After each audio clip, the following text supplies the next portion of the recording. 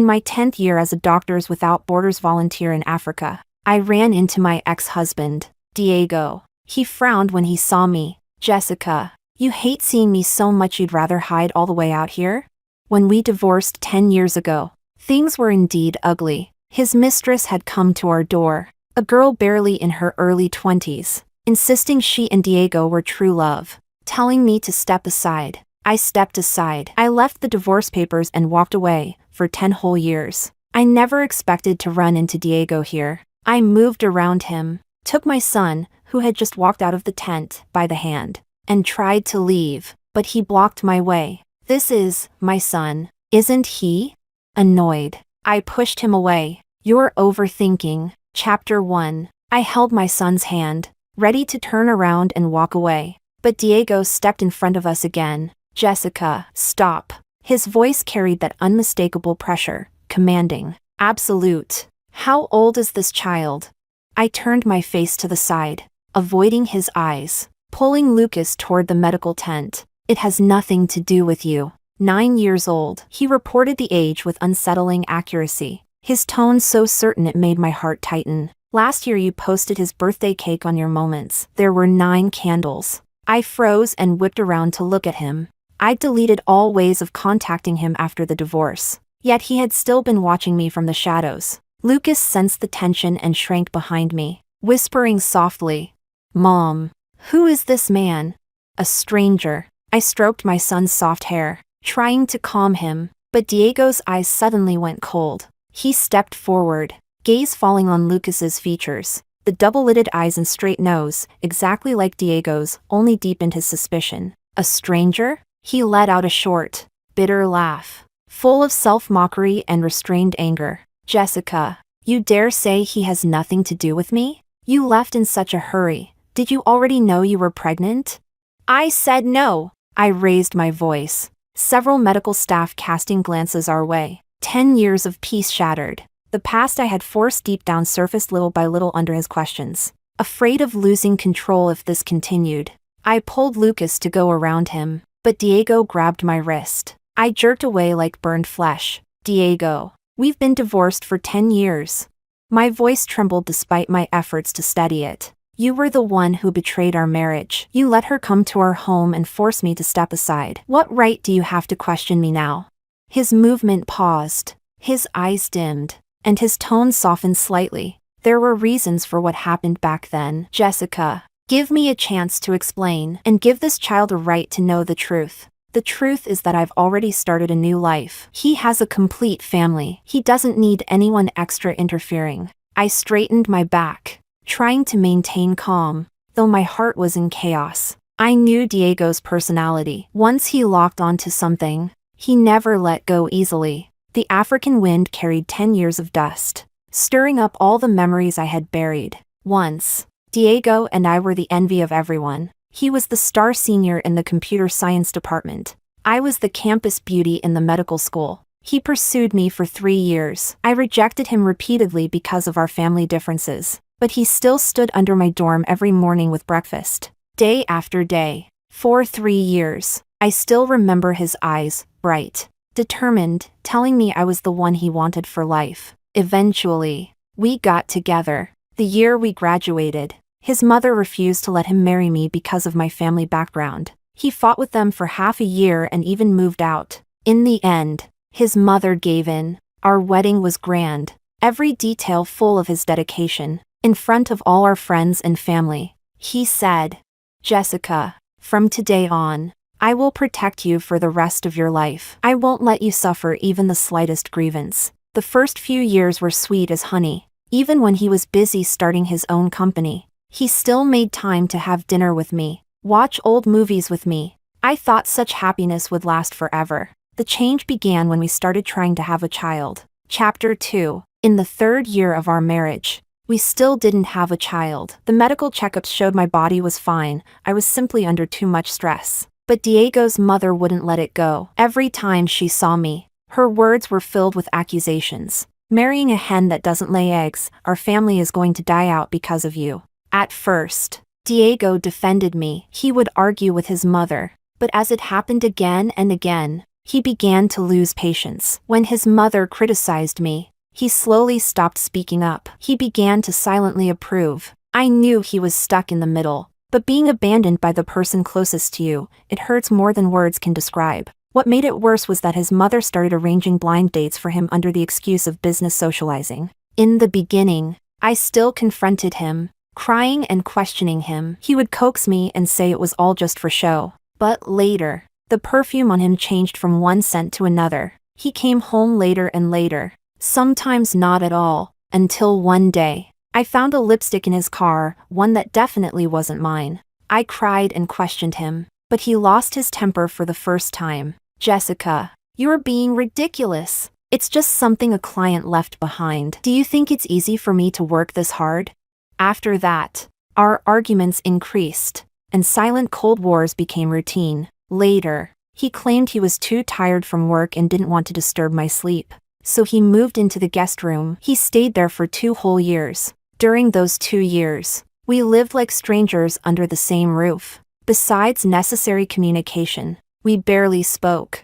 I often sat alone in the empty living room, staring at the spot in the master bedroom where he used to sleep, feeling nothing but emptiness. I knew our love had long been drained by suspicion, accusations, and indifference. But back then, I still clung to a shred of hope. I thought that if I just held on a little longer, things would return to how they once were, until that woman came to our door, and I finally understood. Some things, once broken, can never be pieced back together. I will never forget that day. Diego had told me 3 days earlier that he was going on a business trip to a nearby city. But 3 days later, the doorbell suddenly rang. I thought Diego had come back early. Filled with joy, I ran to open the door, but standing outside was a young girl I had never seen before. "You're Jessica?" she asked, her voice full of open hostility. I nodded, a bad feeling rising in my chest. "My name is Elise." She pushed past me and walked into the house,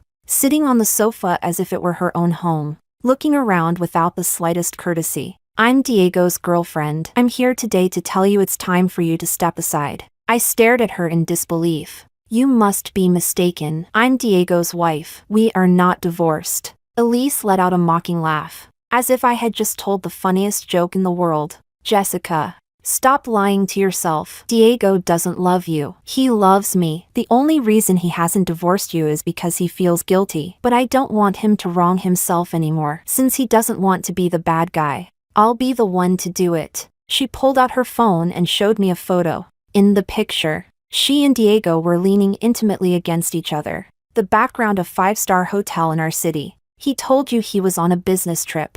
But he hasn't left the city at all. He's been with me these past few days. Every night he didn't come home. He was with me." It felt as though an invisible hand had grabbed my heart and squeezed, so hard I couldn't breathe. Elise stood up and walked toward me, looking down at me with condescending superiority. "Leave Diego on your own. You've occupied the position of his wife for so many years, and you can't even have a child. Do you think you deserve it? Diego needs a woman who can give him children and help him in his career, not a useless freeloader like you." Her words were knives, each one digging straight into my heart. I knew I couldn't stay weak. I looked at her and said each word clearly. "I don't believe you. I want Diego to tell me himself." "Great." Elise smiled, even more triumphant. "I knew you wouldn't believe easily. Come on, I'll take you to him. Let him tell you the truth himself." Chapter 3. I felt as if all the strength had been drained from my body. Yet somehow, against all reason, I still followed her. I didn't know whether I wanted the truth verified, or whether I was simply walking toward my final blow. We arrived outside the private room of an upscale club. Elise didn't push the door open. Instead, she gestured for me to lean in and listen. Inside, familiar voices floated out, Diego's, along with a few of his friends. "Diego, aren't you afraid Jessica will be furious if she finds out?" one man said. Diego let out a sigh and downed his drink in one go. "I can't help it. My mother has been pressuring me nonstop. At first I thought I'd just have a child with another woman, bring the kid home, and shut her up. But then I met Elise. She's young, pretty, sensible, no messy nonsense like after marriage. Being with her, I feel a happiness I haven't felt in a long time. But what if Jessica finds out? That temper of hers, she throws a fit if your shirt even smells like another woman. Diego suddenly gave a short laugh. Where can she go? Without me. She can't do anything. She's been with me all these years. I believe she can learn to turn a blind eye. Besides, Elise doesn't even have an official title. I've already wronged her enough. I couldn't hear the rest. My ears buzzed. My vision went dark. The whole world seemed to spin. So this was what I was worth in his eyes. Someone who could be appeased with a title. Someone he believed couldn't survive without him. All those years of love, not worth as much as a flirtatious young girl who had appeared out of nowhere. Elise watched me fall apart, a victorious smile spreading across her face. Now you believe it, right? Jessica, be smart. Leave early, it's better for both of us. I didn't respond. I just staggered away from the club. Outside, the rain was still falling. Cold raindrops hit my face, mingling with my tears until I couldn't tell which was which. By the time I returned home, I was soaked from head to toe. I didn't even change my clothes. I walked straight to my desk, pulled out paper and pen. Without a moment of hesitation, I signed my name on the divorce papers. When it was done, I picked up my phone and dialed a number I hadn't touched in years. It belonged to my university mentor, the one who had once urged me to join Doctors Without Borders. Back then, my heart was full of Diego, full of our little home, so I declined. When the call connected, I couldn't hold it in anymore. Through sobs, I said,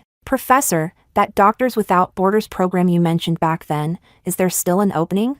There was a brief silence on the other end. Then his warm voice came through. "Jessica, is that you? You were the best student our department ever had. When you married right after graduation, we were all disappointed. Thankfully, you've finally thought it through and are returning to medicine. That spot, I've kept it for you all these years, waiting for your yes." When I hung up, I felt a faint light in my heart. For the first time in a very long time, maybe leaving this place, leaving Diego, going somewhere far away to do what I truly wanted, was exactly where I belonged. The next morning, I placed the signed divorce papers on the coffee table. Without leaving a single word behind, I dragged my small suitcase and boarded the flight to Africa. I thought I would never cross paths with Diego again for the rest of my life. But unexpectedly, 10 years later, on this distant land, we still met again. Looking at the aggressive man in front of me now, I opened my mouth. "Diego, everything from the past is long over. I've already started a new life. Lucas is my son. He has nothing to do with you. Please leave. Don't interfere with our life anymore." Chapter 4. Perhaps I had spoken too sharply, because Diego gave me a long, searching look before finally walking away. I thought the farce was finally over, but I never expected him to show up again so soon, this time bringing Elise with him to the medical camp. That day, I was giving routine vaccinations to local children when I saw Diego and Elise approaching from a distance. 10 years had passed, and Elise was no longer the arrogant, brazen young woman she had once been. She held Diego's arm intimately, moving with the quiet confidence of a woman who had stood at his side for years, not a trace of provocation, just the composed affection of a long-married wife. "Jessica, what a coincidence."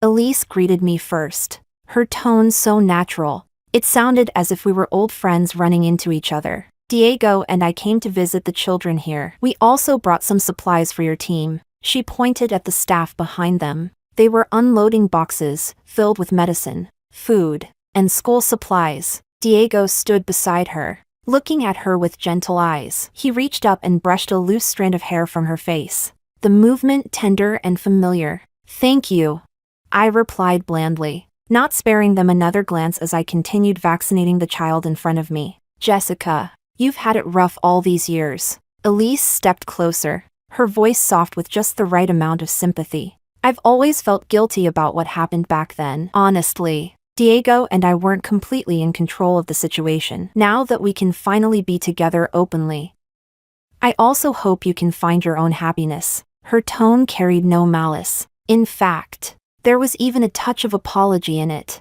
But the way she stood by Diego's side, perfectly matched, made me feel more uncomfortable than any open provocation ever could. So this was it. My departure back then had merely solved a problem for him. I didn't respond. I simply sped up my work. Just then, Lucas ran out of the tent when he saw Elise. He blinked curiously. Elise instantly softened, crouching down with a gentle smile as she tried to touch his head. "So this is your son? He's adorable. His features look a little like Diego's." I immediately pulled Lucas behind me, avoiding her touch. "We still have work to do. Excuse us." I took Lucas's hand and turned to leave, but Diego stepped in front of us, blocking our way, his eyes fixed firmly on mine. "Jessica, I've already arranged it. A doctor will come tomorrow. I'm doing a paternity test with Lucas." "I don't agree."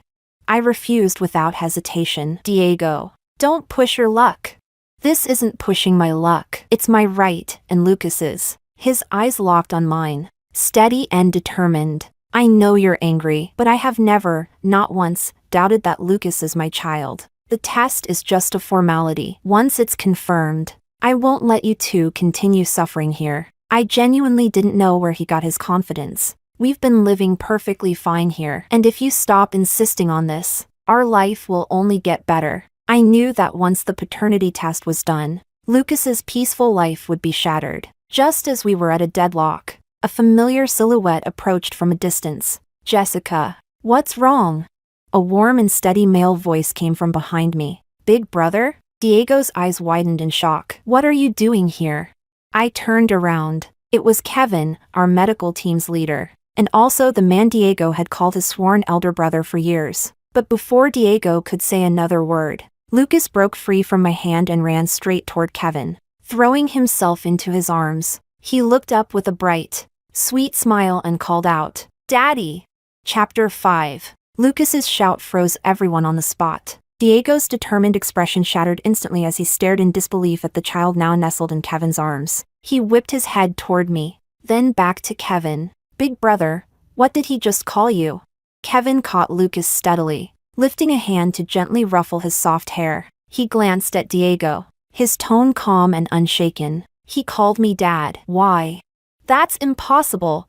Diego's voice shot up abruptly, his gaze glued to Lucas and Kevin as if the world had tilted. "He looks so much like me. He should be my son." "Big brother, when did you?" "In the second year after you and Jessica divorced." Kevin cut him off. His eyes swept past Elise, whose face had gone pale, and finally landed on me. "Jessica and I got married. Lucas is legally my son, and I've watched him grow up from the very beginning." I stood still, Lucas's small hand squeezing my fingers tightly. Memories surged back, guided by Kevin's gentle gaze, slowly becoming vivid. When I first arrived in Africa after the divorce, the first stop was the Central African Republic, where conflict broke out almost every week. The moment we stepped off the plane, we encountered an armed clash. We hid in temporary shelters, facing endless wounded people and despairing cries every single day. 3 months in, during an external rescue mission, we were ambushed. A bullet grazed my arm.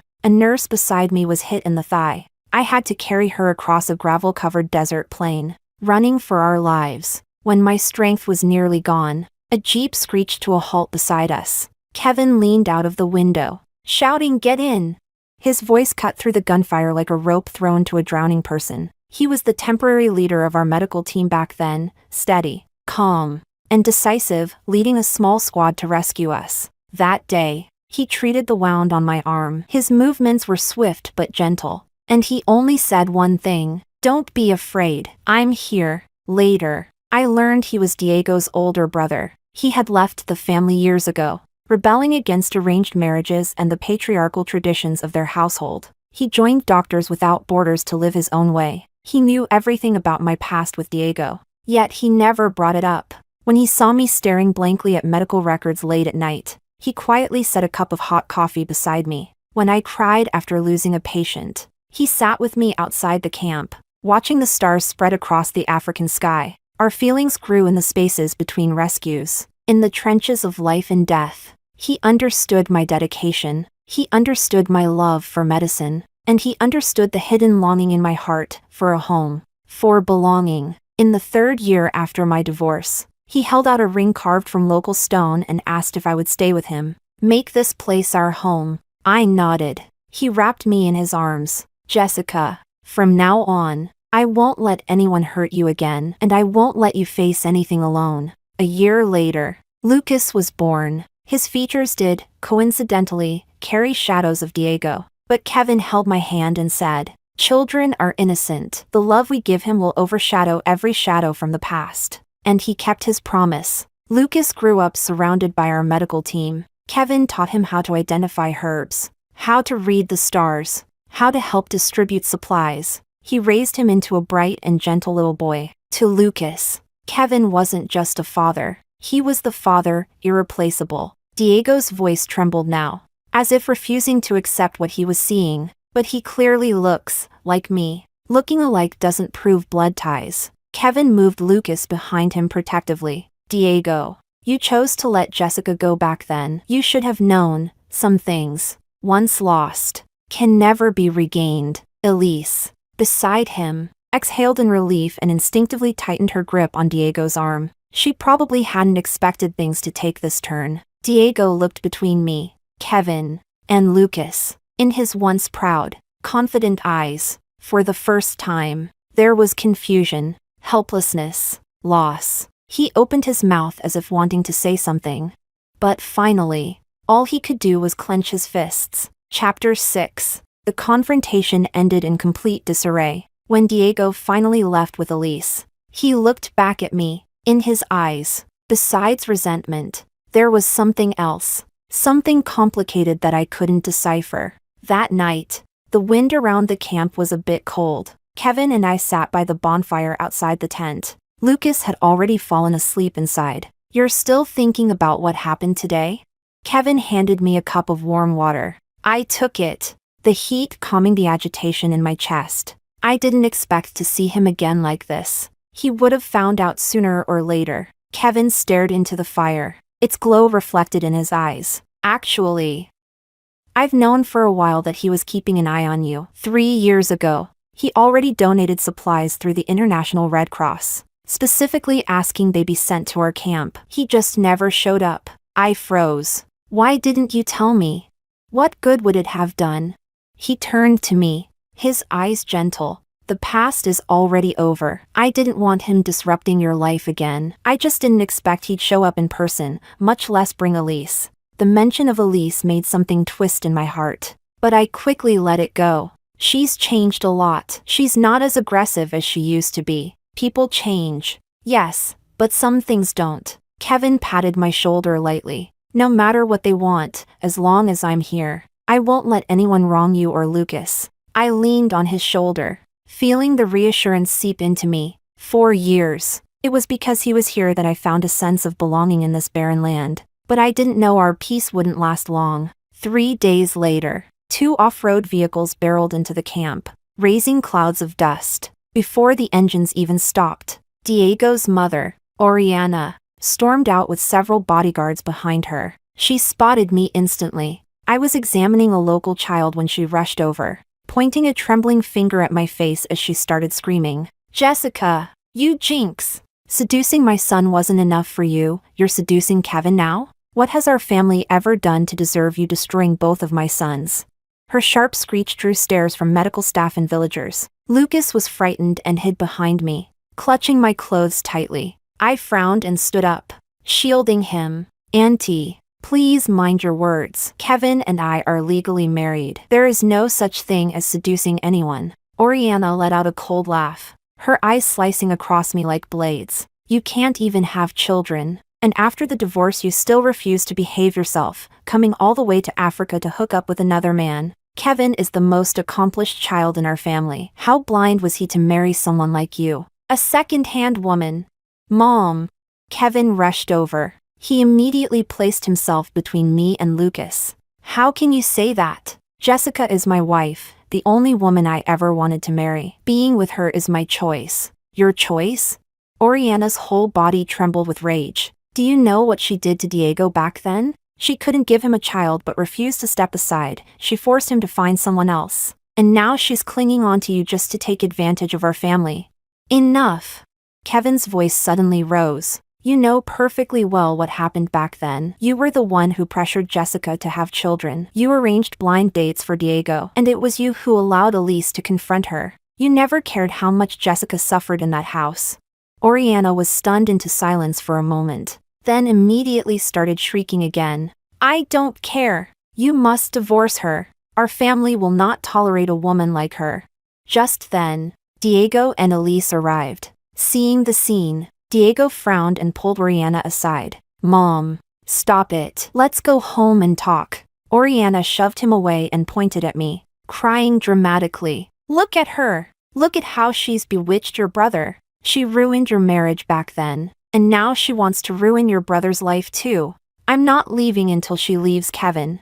Elise stood nearby, opening her mouth as if to speak, but Diego shot her a warning glance. She looked at me. In her eyes flashed a complex mix of emotions: sympathy, guilt, and a faint, barely noticeable relief. Chapter 7. I will never divorce Jessica. Kevin's voice was firm, leaving no room for negotiation. If you can't accept her, then I won't be returning to that house ever again. You. Oriana was so furious her vision darkened. She nearly fell, and Diego had to catch her. Brother, why are you doing this?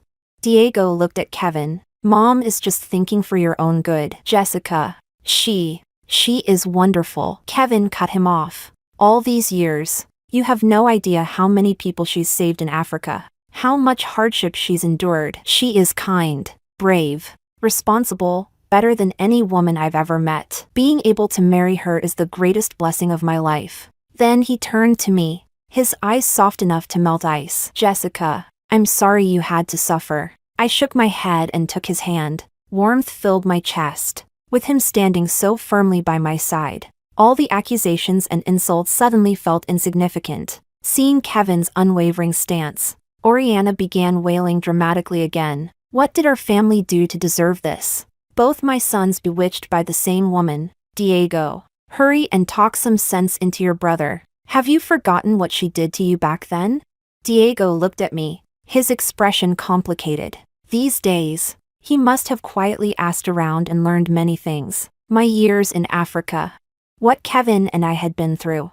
The family we now were. He opened his mouth, then sighed. Mom, he's already grown up. He has his own thoughts. We shouldn't keep forcing him. You useless boy. Oriana glared at him harshly. You were bewitched by her back then, and now you're still defending her. If not for her, you'd already be a father of 2 by now. The mention of a child made Diego stiffen. His instinctive response was to glance at Lucas behind me. In his eyes, there was guilt, loss, and a faint longing he didn't dare admit. Lucas shrank into my arms, frightened by his gaze. Kevin noticed and bent down to lift Lucas into his arms. Don't be scared, Lucas. Dad is here. Oriana trembled with fury at the scene, but she couldn't say another word. She knew Kevin's personality well. Once he made a decision, nothing could change it. In the end, under Diego's persuasion, Oriana left the camp reluctantly. Before she got into the car, she threw me a vicious glare. You just wait. After they were gone, peace finally returned to the camp. Kevin held Lucas in his arms, gently patting his back to soothe him. Watching the side of Kevin's face, gratitude welled up in my heart. Kevin, thank you. What are you thanking me for?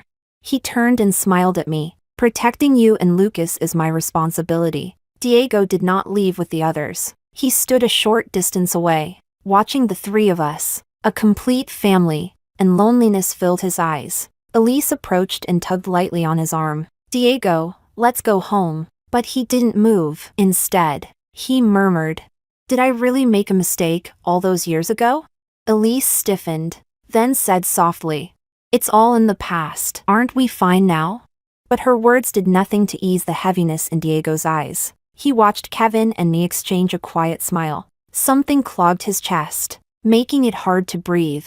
He remembered how I used to smile at him the same way, eyes full of light. How I reheated dinner over and over while waiting for him to come home. How I supported him through the early, grueling years of his business. And how he, pressured by his mother, tempted by the outside world, lost his patience, lost his way, and pushed away the woman who once loved him with all her heart. Now, I had found someone who truly cherished me, a man who protected me without hesitation, and a warm family of my own. And he could only stand where he was, watching from afar, drowning in regret. Chapter 8. Oriana's visit was like throwing a stone into a calm lake. Ripples spread layer by layer, disturbing everything. Diego began visiting the camp frequently. He no longer mentioned the paternity test. He no longer tried to force explanations. He simply stood at a distance, watching Lucas with complex eyes. Sometimes, he delivered urgently needed supplies. Sometimes, he stood quietly outside the medical tent, watching me treat patients. Elise occasionally accompanied him, but most of the time, he came alone. One day, Lucas was playing soccer on the open ground outside the camp. He slipped and fell, scraping his knee. Diego happened to walk by. He rushed to him instinctively, reaching out to help, but Lucas shrank back, eyeing him warily. "Who are you? My dad will come save me." Diego's outstretched hand froze midair, his face twisted with unmistakable loss. He looked at the wound on Lucas's knee, and his voice softened. "Let me clean it for you, okay? It won't hurt for long." Lucas shook his head stubbornly. "No, I want to wait for my dad." At that moment, Kevin walked over. He took in the scene and said nothing. He simply bent down, scooped Lucas into his arms, and took out the disinfectant he always carried. Gently cleaning the wound, Diego stood aside, watching Kevin's practiced movements, watching Lucas nestle quietly in his arms. His chest felt like it had been pierced with 1,000 needles. He suddenly realized some things had truly slipped away from him forever. If he hadn't made those mistakes back then, perhaps Lucas would have been his child. If he had held on a little longer, maybe they could have been the family smiling in the sunset. "Brother," Diego finally spoke, his voice hoarse. "Back then, did you already know Jessica was in Africa?" Kevin's hands paused for a moment. Then he nodded. "Yes, I always kept track of her. When I learned she joined Doctors Without Borders, I was worried but also proud. Later, I requested a transfer to this camp so I could look after her." "So you liked her long ago?" "Yes." Kevin didn't deny it. "From the first time I saw her in college, I thought she was special. But at that time, she only had eyes for you." Diego let out a bitter laugh. "So I missed the best person, a long time ago." He remembered. Kevin once warned him to treat me well, not to let outside pressure affect our marriage. But back then, Diego dismissed it as meddling. Now he realized how foolish he had been. At that moment, Elise hurried over, her expression anxious. "Diego, something's wrong. Our company's local investment project collapsed. The partner suddenly broke the contract and ran off with part of our funds." Diego's face darkened. "What? Weren't the negotiations going smoothly?" "I don't know. They're firm. They refused everything." Elise was panicking. "The funding chain is broken. If the project stops now, the losses will be huge." Diego frowned and turned to leave. "I'll go take a look." He walked several steps, then stopped and looked back at me and Kevin. His eyes were filled with helplessness and frustration. But in the end, he turned away. I watched his hurried figure fade into the distance, and felt nothing. His gains or losses were no longer connected to me. We had long become two separate worlds. Kevin seemed to sense my thoughts. He took my hand. "Don't think too much. We'll just live our own lives." I nodded and lowered my head to look at Lucas. He had stopped crying, his round eyes gazing curiously at the distant grasslands. The golden sunset poured over the land, warm and peaceful. I knew there would still be storms ahead in my life, but with Kevin and Lucas by my side, I had the courage to face anything. Chapter 9. Diego's project indeed ran into serious trouble. After the partner ran away with the funds, they vanished without a trace. The project was forced to stop. Not only was the entire investment wasted, they were also facing fines from the local government. Diego was overwhelmed, running around every day trying to negotiate with different parties. But nothing worked. Elise was no longer the calm, composed girl she used to be. She followed Diego everywhere, her face filled with exhaustion and anxiety. One day, I was at the town hospital purchasing medical supplies when I ran into them. Diego had long lost the confidence and vitality he once had. Elise stood beside him, worry etched deep in her eyes. When she saw me, she froze for a second, then quickly walked over, her tone carrying a hint of pleading. Jessica, could you please help us with something? I was surprised, but I nodded slightly. Go on. Our funds have completely dried up. We previously promised to donate supplies to the local school, but now we can't deliver. Elisa's voice trembled slightly. All those kids are waiting. If we let them down, I'll feel awful. You're respected here. Could you help us find a solution? I looked at her worn-out face and felt no sympathy at all. The image of her barging into my home years ago, arrogant, triumphant, was still vivid in my mind. Why should I help you? I asked flatly. Elise bit her lip, guilt flashing across her face. What I did back then was wrong. I was young, foolish, blinded by love, and I did things that hurt you. I've regretted it for many years. She glanced toward Diego, who stood a few steps away. I thought I'd be happy with him, but these years, we've been constantly pressured by his mother to have a child, constantly burdened by his family's issues. And Diego, he's never truly let you go. I've always been just a replacement. That has nothing to do with me. I interrupted her coldly. But the children at the school are innocent. I'll ask around. I can't guarantee anything. Elisa's eyes reddened. She bowed her head. Thank you, Jessica. Even if it doesn't work, thank you. I didn't respond further and walked away. Back at the camp, I mentioned the situation to Kevin. Kevin thought for a moment. We can help. Our medical team works with several charity groups. Maybe we can raise enough supplies. With the coordination of the medical team, several charity organizations stepped up. Within a week, enough supplies were gathered and sent to the local school. Elise came personally to thank me, gratitude shining in her eyes. Jessica, thank you so much. She hesitated, then said, Diego, these days he keeps talking about you. He said that if he had understood you better, cherished you more, things wouldn't have turned out like this. I smiled faintly and didn't reply. What good was regret? Some wounds, once inflicted, can never truly heal. A few days later, Diego and Elise left Africa. Before leaving, Diego came to see me one last time. He stood at the entrance of the camp, his eyes filled with complicated emotions. Jessica, thank you. No need to thank me. I helped the children, not you. He nodded, silence stretching between us. After a long moment, he spoke slowly. These days, I've been thinking a lot. Back then, I wronged you. I was selfish, blind, and ruined our marriage with my own hands. I'm not asking for forgiveness. I just hope you will always be happy. He paused, then looked toward Lucas, who was laughing as Kevin lifted him high into the air. Tell Lucas. I wish him well. Tell him to listen to his dad and grow up to be kind and brave. I nodded. I will. Diego took one long look at me, as if trying to carve my face into memory. Then he turned away and boarded the plane with Elise. I watched the plane disappear into the sky, my heart utterly calm. Those dust-covered memories, like the African wind, had already been weathered away. Kevin walked to my side and held my hand. It's all behind us now.